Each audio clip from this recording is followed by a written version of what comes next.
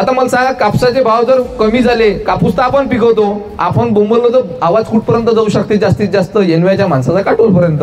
किती जास्त बोंबलीच्या देठापासून बोंबलला तरी कुठं जास्तीत जास्त आपण चर्चा कुठपर्यंत नेऊन देतो. पण आपला आवाज हा विधानसभेत गेला पाहिजे, आपला आवाज सरकारपर्यंत कुठेतरी गेला पाहिजे. याच्यासाठी आपण लोकप्रतिनिधी निवडले राहते.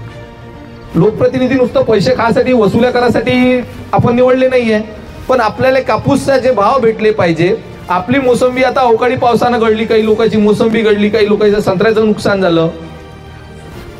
सगळ्यात महत्वाचा विषय पहा, पीक विम्याचं 1 रुपयात सरकारनं पीक विमा जाहीर केला. पीक विमा जाहीर केला 1 रुपयात काढा, पण संत्र्याचा जर पीक विमा काढायचा असेल तर हेक्टरी 20,000 रुपयाचं प्रीमियम आहे.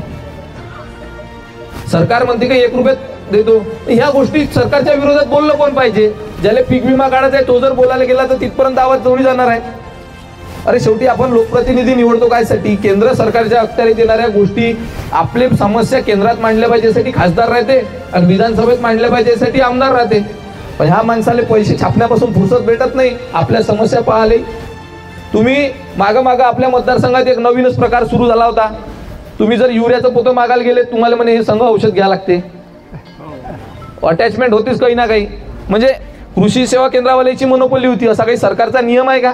युरियाचं पोतं समजा तुम्हाला जे पाहिजे तेच घ्या ना तुम्ही, युरिया टाकायचं, पण त्याच्यासोबत एखादा जरी औषधाचा डब्बा घ्या, मायक्रोन्यूट्रिएंट्स घ्या. नाही तर आमच्याकडे स्टॉक नाही आहे असं प्रत्येक दुकानदार सांगत होता, जेव्हा की प्रत्येक दुकानदाराकडे 500-500, 600 पोते स्टॉक मध्ये होते. पण ह्या सगळ्या गोष्टी कोण केल्या पाहिजे? सामान्य माणूस नाही करू शकत.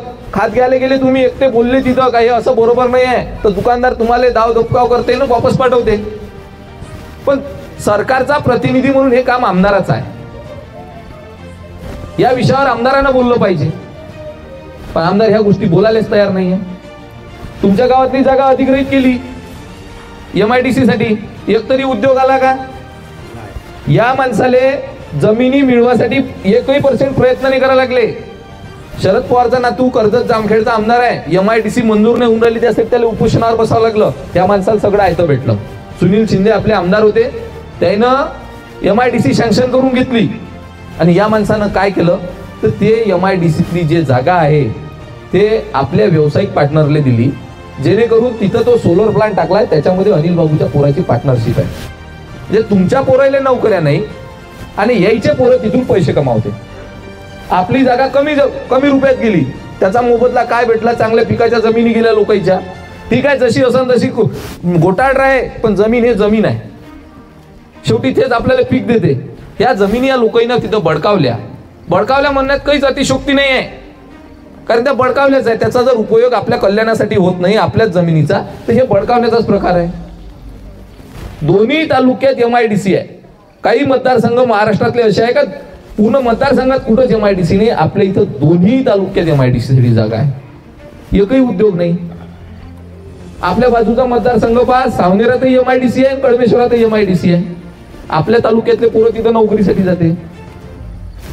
हे कुठंतरी थांबलं पाहिजे आणि आपल्याच्या पोराला इथंच रोजगार भेटला पाहिजे. या विषयावर लोक बोलायला लागले पाहिजे.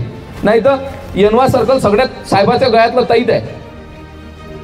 अनिल बाबू म्हटले का इच्छा लोकांना काय वाटते माहित नाही.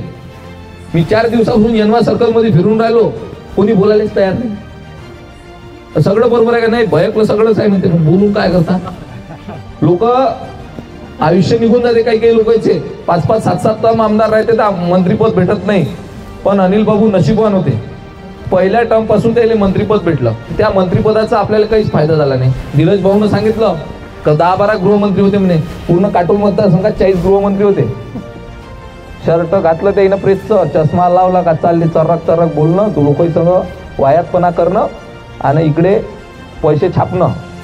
प्रत्येक पोलीस स्टेशनच्या हद्दीत 10 गृहमंत्री तयार होते. त्या इन्स्पेक्टरवर दबाव टाकन तर कोणत्या ऑफिसमध्ये जाऊन हे करण, सगळे वसुलीसाठी बसले होते. कोविडच्या काळामध्ये हे जे 40 मिनी गृहमंत्री आहे, कोविडच्या काळामध्ये ते येईन एवढा भयानक कार्यक्रम केला. कोणत्याही दवाखान्यात जाणे, डायरेक्ट अंदर घुसणे, जसा काही यायच्या बापाचा दवाखाना आहे. तर हे कुठंतरी अराजकता थांबली पाहिजे आणि याच्यावर लोक बोलायला लागले पाहिजे. आतापर्यंत कोणी बोलत नव्हतं. तुम्हाला माहित असेल 25 वर्षाच्या काळात या पद्धतीनं कोणी विदाऊट पक्षाचा कार्यक्रम घेऊन आला नाही ना अनिल देशमुखवर या पद्धतीनं बोललं नाही. पण आता आम्ही सुरुवात केली तर बरेच जण आपापल्या गावात हे कार्यक्रम घ्यायला लागले, लोकांच्या तोंडी चर्चा यायला लागली. तर आम्ही फुल टायमर याच्यासाठी आम्हाला काही पूर्ण वेळ आयुष्यभर याच्यातच काम करायचं नाही. आम्हाला लेकरं बायको आहे, हेच धंदे करत राहिलो तर हांडीत गोटा पडून जाईल. अनिल बाबूच्या मागं भिडलो तर आपलं जेव्हाचं बिघडलं नाही पाहिजे.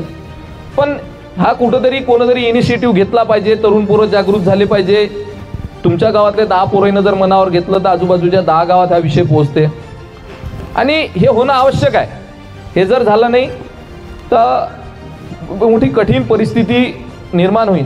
तुमच्या गावात माहीत नाही मला काय पोझिशन आहे, पण आता मी इकडे 10, 25, 30 गाव फिरलो. जलालखेडा सर्कलमधले, नरखेड सर्कल, सावरगाव सर्कलमधले मॅक्झिमम गावात 1000 लोकसंख्येच्या गावात 40 पोरं बिना लग्नाचे आहे. आमचा कार्यक्रम एकंदरीत अनिल बाबूच्या विरोधात नाही आहे. आमचा कार्यक्रम हा देशमुख हटाव आणि काटोल बचाव ही मोहीम आम्ही काढलेली आहे. आता देशमुख हटाव म्हटलं तर BJPचेही देशमुख आहे आणि राष्ट्रवादीचेही देशमुख आहे. त्यामुळे हे देशमुख हटल्याशिवाय काटोल मतदारसंघाचा विकास होऊ शकत नाही. हा विचार कुठेतरी गावागावात पोहोचवला पाहिजे आणि त्या दिशेनं काम केलं पाहिजे. म्हणून आम्ही ही यात्रा सुरू केली आहे.